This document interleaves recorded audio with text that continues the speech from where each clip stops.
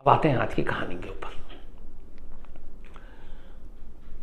2000 शुरू होने वाला था, 90s का दौर खत्म होने वाला था और तब इस देश में एक ऐसा केस हुआ था जिसने पूरे देश में कोहराम मचा दिया था। उसकी वजह ये थी कि यह खबर नेशनल और इंटरनेशनल मीडिया में थी और पूरे एक साल तक इस खबर पर एक तरह से एक पर्दा पड़ा रहा, एक पहेली, और उसको लेके पुलिस के ऊपर भी बहुत दबाव, भारत सरकार पर भी दबाव कि इस केस को सुलझाया जाए।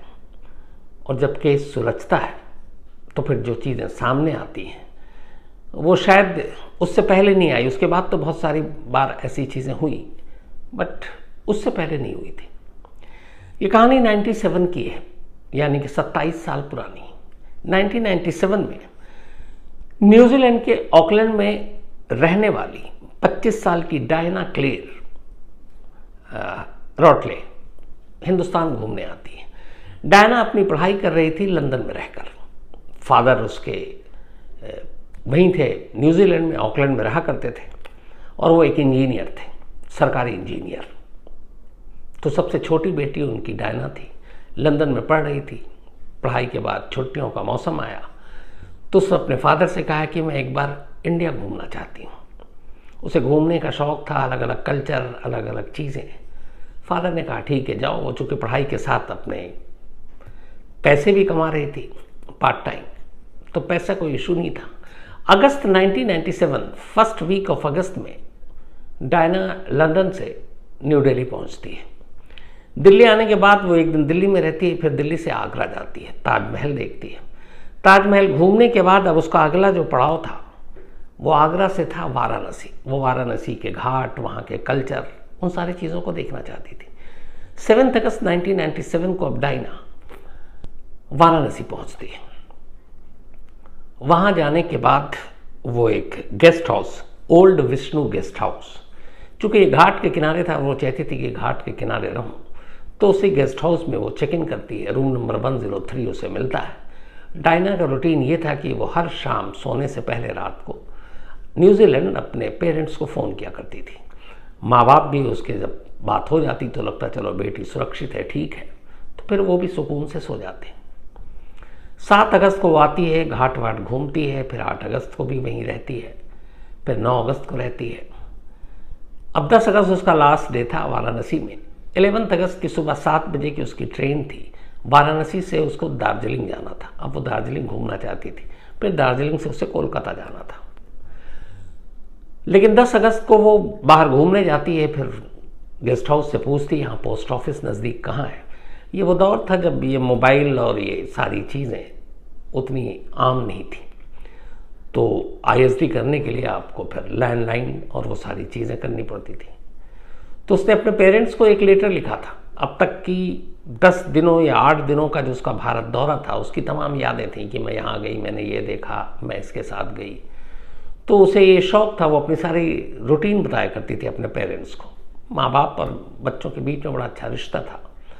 तो उसने एक अपनी पूरी अब तक की जर्नी की कहानी एक लेटर की शक्ल में लिखी और वहीं वाराणसी में पोस्ट कर दिया। पोस्ट करने के बाद अब 10 अगस्त को आखिरी बार वो अपने घर बात करती है। 11 अगस्त को उसे जाना है दार्जिलिंग। घर वालों को ये बात पता है। 11 अगस्त की सुबह वो निकलती है। इसके बाद रात हो जाती है, फिर 12 अगस्त आ जाता है, फिर 13 अगस्त। डायना का फ़ोन घर वालों को नहीं आता और अब तक इंडिया में जब से वो आई थी, मतलब हर रात ये ज़रूरी था कि वो अपने घर फ़ोन करती न्यूजीलैंड में और अपनी खैरियत बताती। लेकिन इधर 2 दिन लगातार हो गए वाराणसी से निकले हुए दार्जिलिंग जाने के लिए और उसका कोई कॉल नहीं। माँ बाप परेशान। अब फादर क्या करें, वहाँ से इतनी दूर बैठे हुए हैं, करीब इतने हज़ारों किलोमीटर दूर। बट उन्हें ये पता था कि वो बनारस में कहाँ रुकी है, क्योंकि हर छोटी छोटी चीज़ बताती थी और वो चूँकि कॉल भी करते थे उसी नंबर से, और वो नंबर भी उसने दे रखा था कि मैं इस गेस्ट हाउस में हूँ। तो उन्होंने गेस्ट हाउस को फ़ोन किया और जो ये ओल्ड विष्णु गेस्ट हाउस है उन्होंने पूछा कि मेरी बेटी डायना यहाँ रुकी थी। उन्होंने कहा जी 7 से 10 तक थी, 11 को उसने चेकआउट कर लिया। और उन्हें पता था 11 को उसको सुबह निकलना था। लेकिन फिर गेस्ट हाउस ने कहा हमें इसके बारे में तो और कुछ पता नहीं। अब गेस्ट हाउस वाले भी परेशान कि न्यूजीलैंड से फ़ोन आ रहा है, इधर ये भी पता नहीं। अब फादर एम्बेसी को कांटेक्ट करते हैं, तब तक 4-5 दिन निकल गया। एम्बेसी को बताते हैं ऐसी ऐसी बात है। अब न्यूजीलैंड एम्बेसी भारत सरकार को कांटेक्ट करती है। इसके बाद बनारस के आला पुलिस अफसरों तक खबर जाती है, कहा भैया तलाशो, लेकिन कोई सुराग नहीं मिल रहा है। धीरे धीरे वक्त बीत रहा है, डायना का कोई सुराग नहीं। अब फादर जो है डायना के, वो सीधे इंडिया आते हैं अपनी बेटी को ढूंढने, क्योंकि अब तक काफ़ी दिन बीत गया और दिन बीतने के बाद भी उन्हें कुछ पता नहीं कि उनकी बेटी है कहाँ। तो फादर का नाम था एलन जैक। एलन जैक अब दिल्ली आते हैं और दिल्ली से बनारस जाते हैं। एम्बेसी को सारी जानकारी दे दी। वहाँ जाने के बाद जब वो आए थे तब उनके साथ पहुँचे तो घर में न्यूजीलैंड में कुछ और लोग थे, जो फैमिली के बाकी मेंबर, वो अकेले आए थे। तभी उन्होंने फ़ोन किया घर, तो पता चला कि एक लेटर मिला उन्हें, और ये लेटर डायना ने पोस्ट किया था वाराणसी से। तो न्यूजीलैंड से फ़ोन आता है मिस्टर एलन जैक को, और वो बताते हैं कि यहाँ एक लेटर मिला है डायना का, जो वाराणसी से पोस्ट किया गया था। उस लेटर में उसने तमाम जिक्र किया था अब तक के अपने दौरे का, और साथ में एक बड़ी छोटी लेकिन इंपॉर्टेंट चीज़ लिखी थी। उसने कहा मैं वाराणसी आकर भी बहुत खुश हूँ, यहाँ का कल्चर देखकर बहुत मतलब मुझे हैरानी हो रही है, और जो मुझे यहाँ गाइड मिला वो बहुत ही अच्छा गाइड है, और उस गाइड ने मुझे तमाम बनारस की गलियाँ, ये सारी चीज़ें, घाट दिखाई हैं, और फराटेदार अंग्रेज़ी भी बोलता है।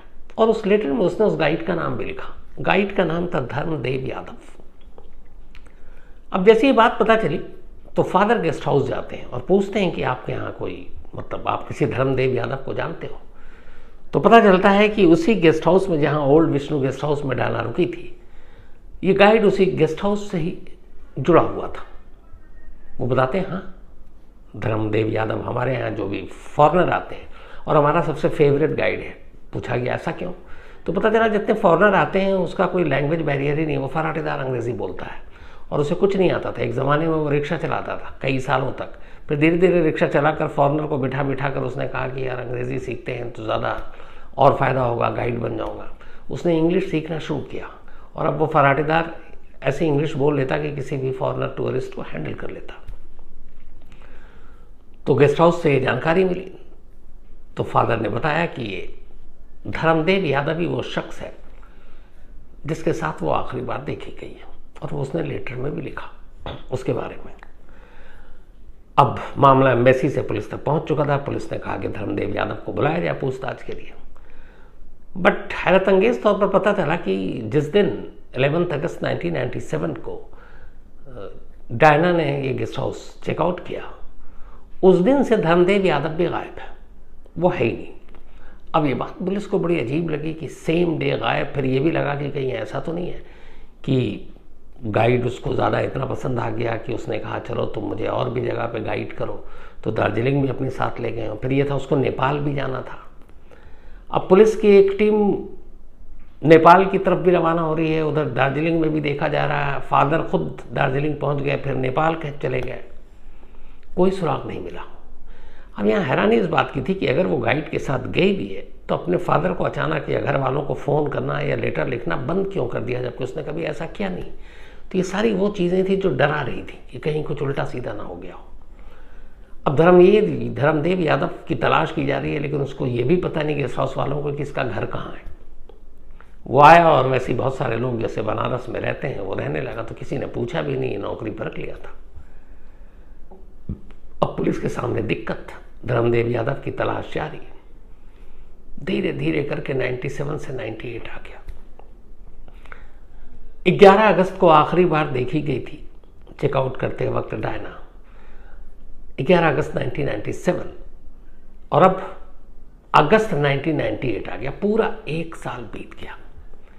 1 साल बीत गया। इस दौरान में फादर 3-4 चक्कर काटा उन्होंने, खाली हाथ चले गए, तमाम चीज़ें की, पुलिस के भी आगे, एम्बेसी के भी आगे, पर कोई सुराग नहीं मिल रहा है। धीरे धीरे वक्त बीत रहा, उम्मीदें कम होती जा रही हैं। 1 साल के बाद अचानक 18 अगस्त 1998 को वाराणसी पुलिस को उसी गेस्ट हाउस का जो थाना था उसके इंचार्ज को एक मुखबिर से खबर मिलती है कि सर जिस धर्मदेव यादव को हम लोग ढूंढ रहे हैं वो रेलवे स्टेशन पर नजर आया बनारस के। फौरन पुलिस की एक टीम जाती है, प्लेटफॉर्म पर चारों तरफ देखती है, धर्मदेव यादव मिल जाता है, क्योंकि उस गेस्ट हाउस के कुछ मुलाजिम भी साथ गए थे और वो शिनाख्त कर लेते हैं। पुलिस फ़ौरन उसे दबोचती है, पकड़ कर लाती है, तो वो इधर उधर के बहाने करता है लेकिन कुछ बताता नहीं है। अब पुलिस के सामने लेकिन ये था कि 1 साल से ये बंदा गायब है और भाग रहा है, कुछ तो गड़बड़ है। फिर उसके रहन सहन भी पुलिस ने देखे ठीक ठाक कपड़े पहने हुए हैं। पुलिस ने अब उससे सख्ती की, जब सख्ती की तो फिर वो टूट गया, फिर उसने एक कहानी सुनाई। अब पुलिस की टीम उसकी कहानी सुनने के बाद उससे कहती है कि चलो अपने साथ ले चलो। वो कहता है कि डायना का सच जानने के लिए अब आपको मेरे घर चलना पड़ेगा। और वो घर उस पुलिस स्टेशन से या उस गेस्ट हाउस से जहाँ डायना रुकी थी करीब 9 किलोमीटर की दूरी पर था। बनारस के करीब इस गांव का नाम है वृंदावन। एक वृंदावन मथुरा में भी है, लेकिन ये बनारस के पास का है। पुलिस की टीम गांव पहुंचती है। धर्मदेव यादव का एक शानदार मकान 7 कमरे का। पुलिस देखकर हैरान कि एक गाइड उससे पहले रिक्शा चलाता है, ये कैसे? तो पता चला कि एक पहली टूरिस्ट थी कोई, वो उसको बताता था कि ये मेरी गर्लफ्रेंड है। उसने जाते आते खुश होकर उसे इनाम दिया था $8,000। ये उसकी कहानी थी और उसी पैसे से उसने ये सारा घर बनाया 7 कमरों का। बीवी थी, एक बेटा था। पहली बीवी की रहस्यमयी मौत हो चुकी थी, वो कैसे हुई किसी को नहीं पता। उसने दूसरी शादी की, दूसरी शादी से एक बेटा था, छोटा सा, करीब 3 साल का। पुलिस की टीम वृंदावन उसके गांव पहुंचती है, गांव जाता है। अब वो अपने घर का ताला बंद था, 7 कमरों वाला, चाबी निकालता है, दरवाज़ा खोलता है। अब अंदर 7 कमरे, एक एक कमरे से वो गुजरता है, फिर एक कमरे के बाहर रुकता है और पुलिस वालों से कहता है कि चलो इस कमरे के अंदर चलते हैं। अब वो पुलिस वालों को लेकर अंदर जाता है। कमरे में एक बेड था, पूरा ज़मीन पर प्लास्टर था, दीवारें, छत, सब कुछ सलीके से थी। वो बेड की तरफ देखता है और कुछ पुलिस वालों से कहता है कि इस बेड को हटा दीजिए। पुलिस वाले कहते हैं पहले तो तू भी हटा। तो उसके बाद वो मिलकर सब हटाया जाता है, बेड को कमरे से बाहर निकाला जाता है। अब वो कहता है कि जहाँ पे ये बेड है उसके ठीक नीचे खुदाई शुरू कीजिए। अब जब ये सब कुछ हो रहा है तब तक बीवी आ चुकी है, क्योंकि एक दिन पहले पुलिस ने पकड़ा, खबर पहुँच चुकी है कि पति गिरफ्तार है। वो अपने बच्चे को लेकर उसी घर में आई। अब भीड़ को देखकर वो घबराई हुई है, वो कमरे में दाखिल होती है। अब जिस कमरे में ये बेड है और तमाम पुलिस वाले हैं, ये वो कमरा है जिसमें वो बीवी अपने बेटे के साथ पिछले 1 साल से सो रही थी। अभी तक बीवी को कुछ समझ में नहीं आ रहा। वो पूछ रही है आप ये क्यों मेरे बेडरूम से बेड हटा रहे हो और ये फावड़ा चला रहे हो, आप ये ज़मीन क्यों खोद रहे हो, कमरा क्यों बर्बाद कर रहे हो? कोई उसे कुछ नहीं बताता। धीरे धीरे खुदाई शुरू होती है। खुदाई जब शुरू होती है, गहरा होता जाता है। तमाम पुलिस वाले, बीवी, बच्चे सब वहीं पर हैं उसके। अचानक अंदर से एक कंकाल दिखाई देता है। कंकाल को जब बाहर निकाला जाता है, बीवी खड़ी हुई है और ये जो धर्मदेव यादव है ये बता रहा है कि साहब यही डायना है और मैंने 13 अगस्त 1997 को, यानी जिस दिन यह गायब हुई उसके 2 दिन बाद, इसी कमरे में उसका गला घोटा था और फिर इसी कमरे में गड्ढा खुदवा कर उसको दफना दिया था और फिर इस पे प्लास्टर करवा दी, फिर इसी पे बेड रखा। किसी और को शक ना हो कभी, दिल में एक चोर था, तो मैंने अपना बेडरूम बदल लिया और इसी बेडरूम में आ गया और बीवी बेटे के साथ इसी रूम में सोता था। ये कहानी सुनते ही पास में खड़ी बीवी बेहोश होकर गिर पड़ती है। उसे अगले आधे घंटे बाद होश आता है। जब होश आता है तो वो चीखने लगती है इस बात के साथ कि मैं पूरे 1 साल तक किसी लाश के ऊपर बिस्तर पर सो रही हूँ, मेरा बेटा सो रहा है और मुझे पता ही नहीं। उसको खुद से एक घिन आने लगती है या खुद से एक डर महसूस होने लगता है। इसके बाद उन कंकालों को, टुकड़ों को उठाया जाता है, हॉस्पिटल भेजा जाता है, न्यूजीलैंड खबर दी जाती है। खबर एक दिन पहले ही दे दी गई थी क्योंकि धर्मदेव यादव गिरफ्तार हो चुका था। मिस्टर एलन जैक रोटले फिर से न्यूजीलैंड से बनारस पहुंचते हैं। आने के बाद वो उससे मिलते भी हैं, पूछते हैं तुमने मेरी बेटी को क्यों मारा। फिर वो पूरी कहानी सुनाता है। कहता है 3 दिन तक बनारस में मैंने खूब डायना को घुमाया, यहाँ तक कि हमारी इतनी दोस्ती हो गई कि डायना अगर कहीं डिनर करती, लंच करती, क्योंकि दिन में घूम रहे होते, तो मुझे अपने सामने के टेबल पर बिठा कर खुद भी खाती और मुझे भी खिलाती। कभी ये भेदभाव नहीं करती कि मैं एक गाइड हूँ या उससे छोटा हूँ, गरीब हूँ। उसने उसे वो दर्जा दिया और वो उसको बहुत अच्छे से घुमा रहा था। 11 अगस्त की सुबह उसे दार्जिलिंग जाना था 7 बजे। ये बात धर्मदेव यादव को ही पता था। धर्मदेव यादव को ये भी पता चल गया था इन 3-4 दिनों में कि डायना के पास करीब 6-7 हज़ार डॉलर है और ठीक ठाक पैसे। इन 3-4 दिनों में उसे ये भी पता चल गया था कि उसे भी इंडिया रहना, और उसने कहा था कि मुझे रियल इंडिया देखना है। आपने कई फिल्मों में देखा होगा, रियल इंडिया मीन्स गरीबी, गरीब लोग, गरीब बस्तियाँ, झुग्गी, स्लम। बहुत सारे विदेशियों को देखने का बड़ा शौक होता है। तो डायना ने भी कहा था कि मुझे रियल इंडिया देखना है, और रियल इंडिया में रियल इंडिया के कल्चर के साथ साथ गांव, गरीबी, भूखमरी ये भी देखना है। तभी इसको आइडिया आया, उसने कहा कि तुमको रियल इंडिया देखना है तो मेरे साथ मेरे गांव चलो। तो उसने कहा लेकिन मुझे तो दार्जिलिंग जानी है। तो कहते तुम दार्जिलिंग से जाकर फिर आओगी, खर्चा ज़्यादा होगा, ये टिकट मैं तुम्हारी दोबारा करा दूंगा, मेरे पास तो एजेंट के नंबर भी हैं, पैसे कुछ तुम्हारे जाएंगे नहीं, ये कैंसिल हो जाएगा, 1-2 दिन के बाद का डेट करा देते हैं। डायना मान गई और यही उसने अपनी ज़िंदगी की सबसे बड़ी गलती की। दार्जिलिंग ले जाने की बजाय अब धर्मदेव यादव उसे अपने साथ अपने उसी गांव ले गया, 7 कमरों के घर में।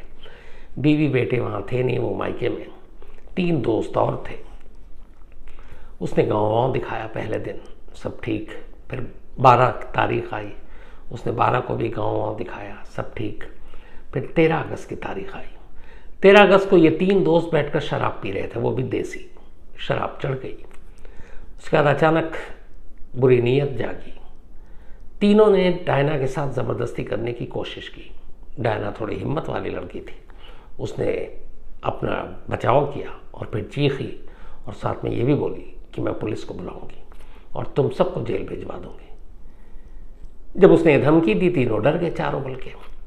इसके बाद उन्होंने उसका मुंह बंद करने के लिए उसका गला घोटना शुरू किया, खासतौर पर धर्मदेव यादव ने। और इसी दौरान डायना की मौत हो गई। मौत होने के बाद लाश कमरे में है, चारों डरे नहीं, फिर शराब पी, पूरी रात बीत गई। फिर अगले दिन सुबह धर्मदेव यादव ने दूसरे कमरे में, जो उसका यूज़ नहीं था, उसने वहाँ बुलाया एक मिस्त्री को और मज़दूर को, और उसने कहा कि यहाँ गड्ढा खोद दो। उस कमरे में उसने गड्ढा खुदवाया। गड्ढा खुदवाने के बाद उन्हें पैसा दिया और चला गया, और ये लोग फिर शराब पी रहे। जब रात हुई तो लाश को उठाया और उसी कमरे में गड्ढे में लाश को डाल दिया। फिर अगले दिन मज़दूर को बुलाया और बोला इस पर प्लास्टर कर दो। फिर उसने प्लास्टर कराया। फिर उसके बाद उसने अपने बेडरूम का बेड उस बेडरूम में शिफ्ट किया, उस पर गद्दा वद्दा लगाया। सारे दोस्त चले गए। फिर उसने बीवी और बेटे को बुलाया और किसी को पता ना चले इसलिए वो उसी कमरे में, जिस कमरे में लाश थी, उसी के बेड के ऊपर अपनी बीवी और बेटे के साथ अगले 1 साल तक सोता रहा। जब ये सारी कहानी सामने आई, फिर मामला कोर्ट में गया। 2002 में लोअर कोर्ट ने अपना फैसला सुनाया। उसने धर्मदेव यादव को सजाए मौत दी। बाकी 3 के खिलाफ कोई ऐसा सबूत नहीं था कि वो इसका गला घोटने में शामिल थे, इसलिए उन्हें मामूली सजा दी गई।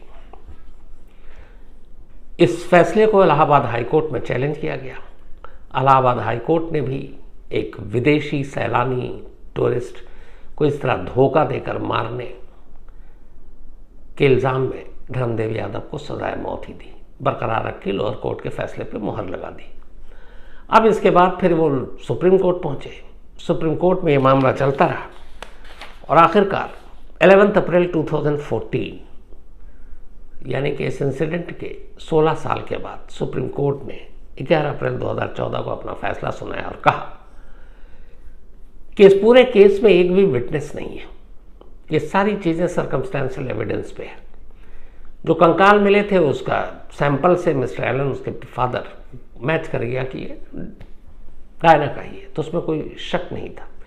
लेकिन डायना को गांव ले जाते हुए, डायना को मारते हुए, डायना को दफनाते हुए सुप्रीम कोर्ट ने कहा कि कोई विटनेस नहीं है, सिर्फ सर्कमस्टांशियल एविडेंस है, लेकिन हाँ ये भी है कि इसके अलावा और कोई है नहीं, तो इसीलिए इसको रेयरेस्ट ऑफ रेयर केस नहीं मानेंगे, तो फांसी की सज़ा ज़्यादा हो जाती है। इसलिए सुप्रीम कोर्ट ने लोअर कोर्ट और हाई कोर्ट के फैसले को बदलते हुए 2014 में धर्मदेव यादव की सज़ा 20 साल कर दी, 20 साल कैद बामशक्कत। 2014 में धर्मदेव यादव को जेल में रहते हुए 16 साल बल्कि 18 साल वैसे ही हो चुके थे, 16 साल, और 14 में 20 साल की सज़ा मिली, तो 16 साल उसके हो चुके थे। 6 साल से भी कम, करीब आगे 5 साल उसने और सज़ा काटी। जेल में जो छुट्टियाँ वट्टियाँ होती हैं, उसके बाद वो 2019 के आसपास आज़ाद हो गया। अब कहाँ है पता नहीं, लेकिन हो सकता है आज भी कहीं किसी कोने में पड़ा हो। अब कभी कभी हमारे अदालती फैसलों पे इसीलिए ये भी सारी चीज़ें सामने आती हैं कि एक लड़की जो हिंदुस्तान घूमने आई और अचानक गायब होती है, फिर उसको मार दिया जाता है। एलन की पूरी एक कहानी छपी थी न्यूजीलैंड के न्यूज़पेपर में। अपनी बेटी के ट्रायल के लिए वो लगातार न्यूजीलैंड से बनारस आया करते थे लोअर कोर्ट में, सिर्फ एक उम्मीद थे कि धर्मदेव यादव को कानून सख्त से सख्त सज़ा दे। जब फांसी की सज़ा हुई बहुत खुश थे, उन्होंने कहा इसे अगर फांसी पे चढ़ा दें मुझे कोई अफसोस नहीं होगा। करीब $1 लाख उन्होंने अपनी बेटी के मुकदमे पे आने जाने में अपनी सारी पूंजी खर्च कर दी, अपनी बेटी के कातिल को सज़ा दिलाने के लिए। $1 लाख। आज के दौर में करीब 80-85 लाख रुपए हो गए इंडियन में। लेकिन फिर हुआ क्या? सुप्रीम कोर्ट ने सिर्फ 20 साल के बाद उस कातिल को आज़ाद कर दिया, और आज वहीं हमारी इसी आबादी के बीच में कहीं किसी और नाम से या किस शक्ल सूरत तो बदल गई होगी, जिंदा होगा तो घूम रहा होगा। तो ये थी आज की कहानी।